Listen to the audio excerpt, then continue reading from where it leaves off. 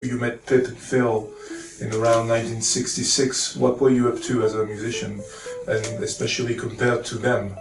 When you formed the Brunos Blues Band, which became Delivery, were you all aspiring blues musicians at about the same level of learning your craft musically? Well, certainly our connection was the blues. I was a very bad bedroom guitarist, but I was really into blues. I loved, I was listening to stuff, especially Chicago blues, but also B.B. King. When I say Chicago blues, I mean Muddy Waters and Otis Spann and Howlin' Wolf. Well, I guess. In terms of our relative development, I mean,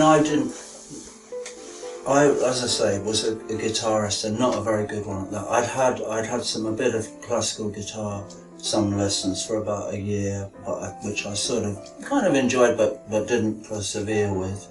And as I say, I was a bedroom guitarist. I had a very cheap electric guitar and would sit in my bedroom trying to play blues lines. And so, definitely when I met Pip and Phil at Cambridge Tech, as it was called then, our connection musically was absolutely about the blues, and they already had a band. I think Brunos was already going, and they had a guy called Des Fisher, who I think was, I think that he was a harmonica player and singer. I think originally he played a bit of bass as well. That's what Pip told me. I think that's right. Yeah. And then, but then they wanted to recruit, a bass player. So he would be free to sing because he was still in the band. That's right. I think he was. For a short time. So they recruited me on bass, which I'd never played before, but they lent me, I think it was a Hofner bass. It was sort of red, and I remember I was going on a summer trip to Bordeaux to stay sort of on a language, summer school sort of thing for a couple of weeks, and I took that with me to Bordeaux, and I remember practicing my, especially the really these, the blues sort of things that we were doing, the shuffles and the 12 bars, and practicing. Yeah, and then after coming back after that 2 weeks, I was in the band, so I think, especially with hindsight, I really feel that after maybe a year or two, when I did leave the band, I just felt I wasn't ready for it, I just felt I was a bit out of my depth. So I don't think it wasn't immediately clear that I wasn't at that level, because I don't really know to this day how much Phil had been doing, other than that, clearly there was a lifelong involvement with music through his school, through the church as well. And Pip I remember he had drum lessons from a drummer called Buzz Green, which maybe he mentioned before. I remember the name, never met him, but so he'd been working at it. I don't know how long for. And I suppose I was about, as you say, 16, 17, and I was very close in age to Pip. I think he was a few months younger than me. Do you remember your actual first meeting with either Phil or Pip? I believe Benj told me you met on the train going to Cambridge. I don't remember the first meeting. I remember, and I told that story at the funeral last year. I remember, I've definitely got that image of seeing Phil sitting on the train with his hair all sticking up and, looking very grumpy. And I don't think I knew him at that point. And to be fair, he didn't look like someone you would just go up to and say hi. He was, didn't quite look inviting enough. Although, as we know, in reality, he was very much that sort of friendly person, but at the time, and Pip, I wish I could say Aymeric.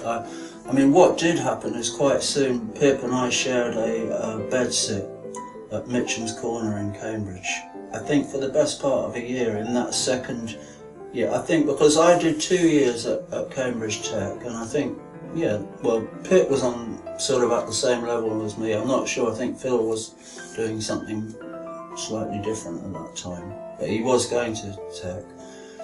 But just because he's a year or two older than me.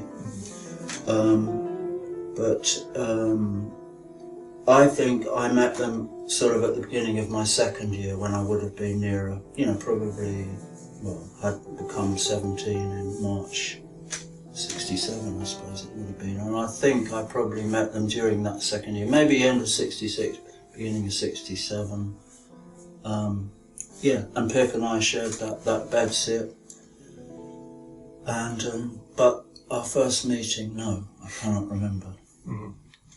The band delivery, I mean, it changed names. It was first Brunos Blues Band, and then Steve Miller's Delivery, and then Delivery eventually.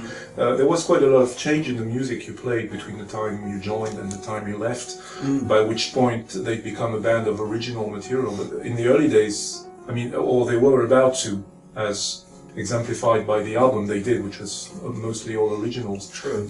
So how would you describe the evolution of the band over those 2 years? Initially you were very much a band playing blues standards? Yeah. Yeah, I mean, I remember the very early times we got together as a band. I think probably when Des Fisher was still in it. We rehearsed in Pip's garden shed, which was quite a small shed, you know, really tiny. But we all, yeah, squashed in there, and that was. But then I was thinking that my great memories of rehearsing with the band were mostly in Orchard Cottage in Mavis and David's front sort of room with. I mean, and Herm will remember this. There was a kitchen. I think there was a hatchway through to a room in the front of the house, and that's where I remember rehearsing quite a bit. And I remember... Did you not do it in where there was a little baby grand? No, I don't think so, for some reason. Maybe occasionally, but predominantly we were in that room with the hatchway through to the kitchen. And I guess maybe Steve was using either his portable piano or electric piano. I can't remember, so he wouldn't have needed that grand, which wasn't necessarily a concert pitch also, possibly.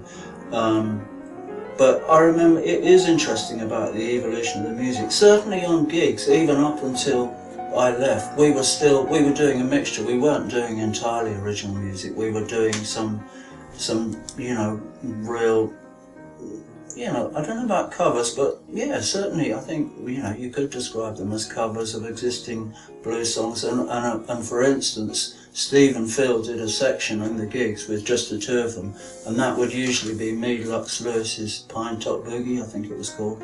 You know, because that was really Steve's thing at that time, that boogie-woogie piano style. Me, Lux Lewis, and you know, yeah, and well, yeah, that genre, you know, that was really his thing. And yeah, we'd certainly do quite a few blues with Steve singing, often. But until, of course, Carol came in. But I certainly remember Steve. You know, if we had a singer, it was Steve. Mm-hmm. Was he a good singer? There's no recording of that. No, actually.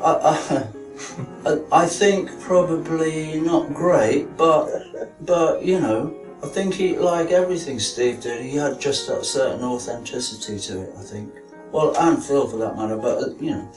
But as we're talking about Steve, you know, so no, I don't. I guess he dropped it, and I think maybe the idea was to get a singer in, because we originally got a singer called Simon Lee, and I think it was Simon who knew Lowell Coxill and recruited Lowell into the band. So I do remember doing a few gigs with the band with Simon and Lowell in it before, and then I think either we got rid of Simon or he drifted away, I can't remember.